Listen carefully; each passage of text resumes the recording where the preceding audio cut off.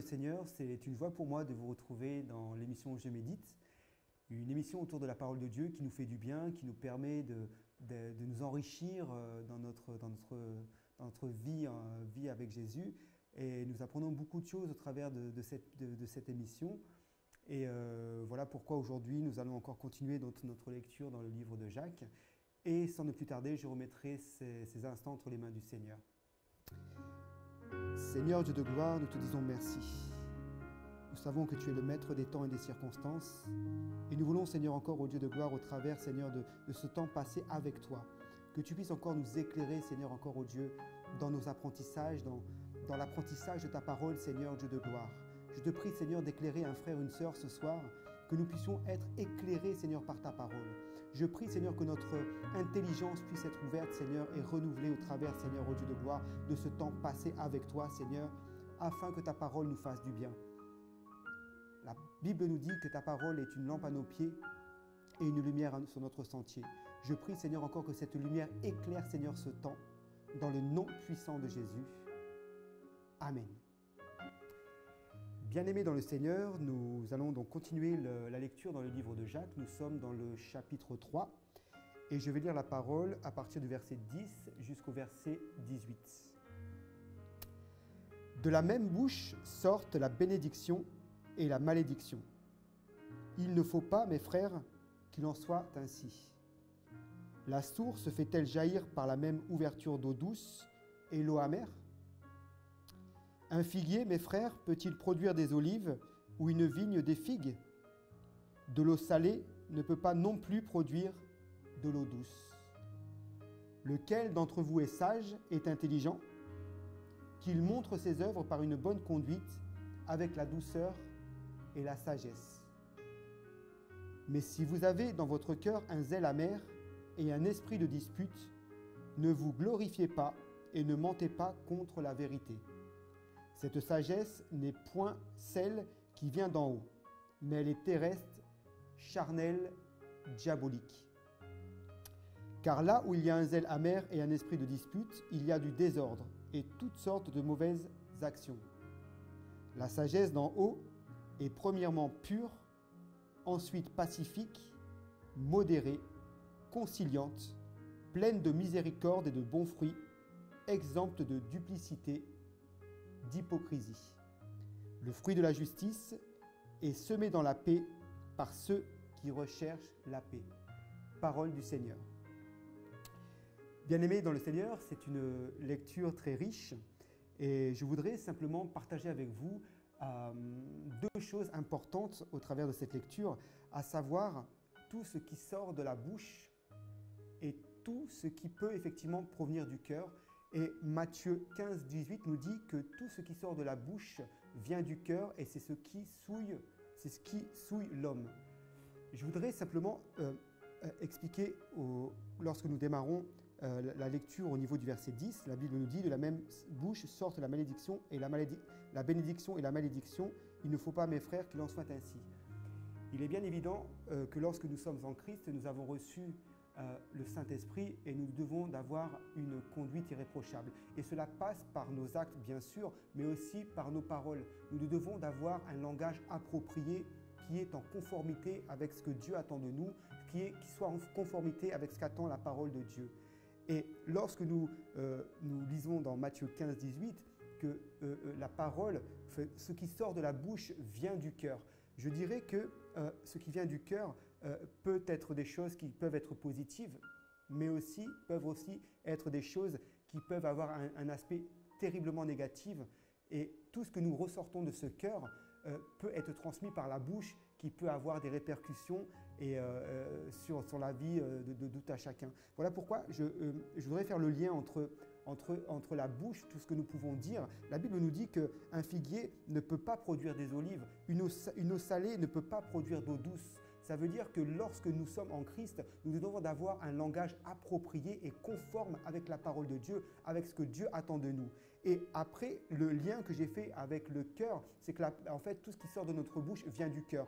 Et la Bible nous dit que tout ce qui sort en fait d'un cœur, un zèle amer, est un esprit de dispute. Ne vous glorifiez pas et ne mentez pas contre la vérité. Et je serais tenté de dire qu'il y a comme un dilemme, quelque chose de contradictoire entre ce que nous pouvons ressortir de la bouche et ce qui vient du cœur. Et ce qui vient au verset 17, et c'est ce sur quoi je voudrais effectivement m'arrêter ce soir, la Bible nous dit que la sagesse d'en haut est premièrement pure, ensuite pacifique, modérée, conciliante, pleine de miséricorde et de bons fruits, exempte de duplicité et d'hypocrisie. La duplicité, en fait, c'est tout ce qui peut être contraire. C'est-à-dire qu'on voyait que l'eau salée ne peut pas produire d'eau douce, un figuier ne peut pas produire d'olive. Mais ce que je vais expliquer, c'est que la sagesse, en fait, qui vient d'en haut, la vraie sagesse qui vient de Dieu, en fait, doit être exempte de duplicité. C'est-à-dire qu'il ne peut pas y avoir l'Esprit de Dieu d'un côté et un langage inapproprié de l'autre. Voilà pourquoi j'ai fait ce lien entre la parole, tout ce qui peut sortir de notre bouche et tout ce qui peut provenir de notre cœur. Et voilà pourquoi, bien-aimé, je t'invite vraiment à faire ce travail et de te dire que toi qui es enfant de Dieu, toi qui as le Saint-Esprit en toi, tu dois vraiment modérer ton langage et faire très attention à ce que tu dis. Nous avons vu dernièrement que tout ce qui pouvait sortir de la bouche de l'homme pouvait avoir des répercussions voilà, nous nous entretenons avec des personnes qui sont autour de nous, que ce soit dans notre entourage, dans notre famille, dans nos vies de couple, avec nos enfants. Parfois, une parole peut vraiment avoir des répercussions vraiment dévastatrices dans la vie de nos proches. Voilà pourquoi nous devons simplement nous affilier à ce que Dieu attend de nous, et tout ce qui doit sortir de notre bouche doit être en conformité, doit être conforme à ce que Dieu attend de nous et doit être conforme avec ce que la parole de Dieu nous donne. Voilà pourquoi nous allons donc prier dans ce sens afin que Dieu nous éclaire, que Dieu purifie notre bouche, notre langage, que Dieu puisse encore purifier notre cœur afin que tout ce qui sort de notre cœur puisse être conforme avec la parole de Dieu et que nous ne puissions pas blesser les gens de notre entourage. Voilà, bien-aimé, je t'invite simplement à faire une introspection et à te tourner vers Dieu ce soir afin que Dieu purifie ton cœur et que tout ce qui sortira de ta bouche puisse être béni dans le nom puissant de Jésus. Inclinons-nous dans la prière et prions. Seigneur Dieu de gloire, je te dis merci. Merci pour ta parole, Seigneur. Et la Bible nous dit que lorsque tout ce qui sort de la bouche de l'homme vient du cœur, et c'est ce qui se souille l'homme.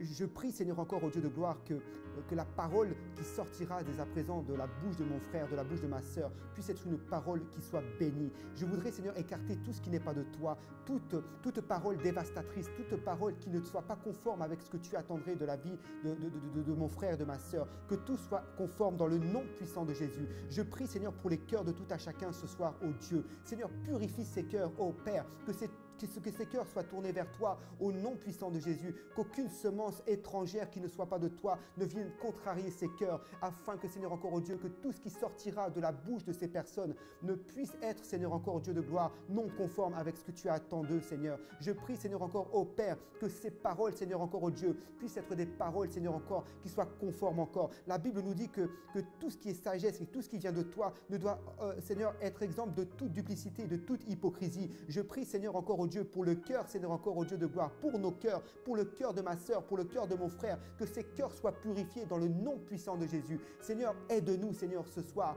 Purifie nos cœurs, Seigneur, qu'ils soient exempts de toute souillure, Seigneur, que nous puissions être, Seigneur encore, oh Dieu, des cœurs, Seigneur encore, qui soient préparés par toi, Seigneur, que ton Saint-Esprit nous aiguille encore, Seigneur, oh Dieu, afin que, Seigneur, la sagesse puisse encore, oh Dieu, habiter dans nos cœurs, dans le nom puissant de Jésus. Seigneur, que tout soit fait selon ce que tu as désiré, Seigneur, par avance pour nous, oh Dieu. Et Seigneur, encore, je voudrais, Seigneur, simplement écarter, Seigneur, tout esprit, Seigneur, encore de divergence, tout ce qui n'est pas de toi, Seigneur, tout esprit de duplicité, Seigneur, est brisé maintenant au nom puissant de Jésus, afin que s'accomplisse, Seigneur, encore, ô Père, ô Dieu de gloire, ta parole, Seigneur, encore, dans le cœur de nos frères, de nos sœurs, Seigneur, et que, Seigneur, au travers, Seigneur, de ce cœur, Seigneur, purifié ce soir, que les paroles qui sortiront, Seigneur, désormais, dès à présent, puissent être des paroles, Seigneur, d'amour, qui puissent être des paroles d'encouragement, des paroles de sagesse, des paroles de prophétie, Seigneur, oh Dieu. Oui, Seigneur, toutes ces choses viennent de toi, Seigneur, tout ce qui ne vient pas de toi, ce sont toutes ces paroles qui attire la malédiction. Mais Seigneur, ces paroles viennent d'un cœur,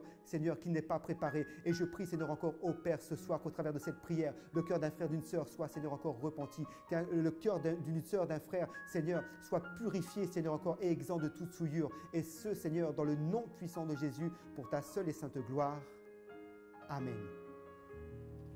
Bien-aimés, nous arrivons au terme de notre émission Je médite, une émission que vous pouvez suivre sur les réseaux sociaux, Facebook, Instagram, sur Maranatha Télévision, sur YouTube, bien évidemment.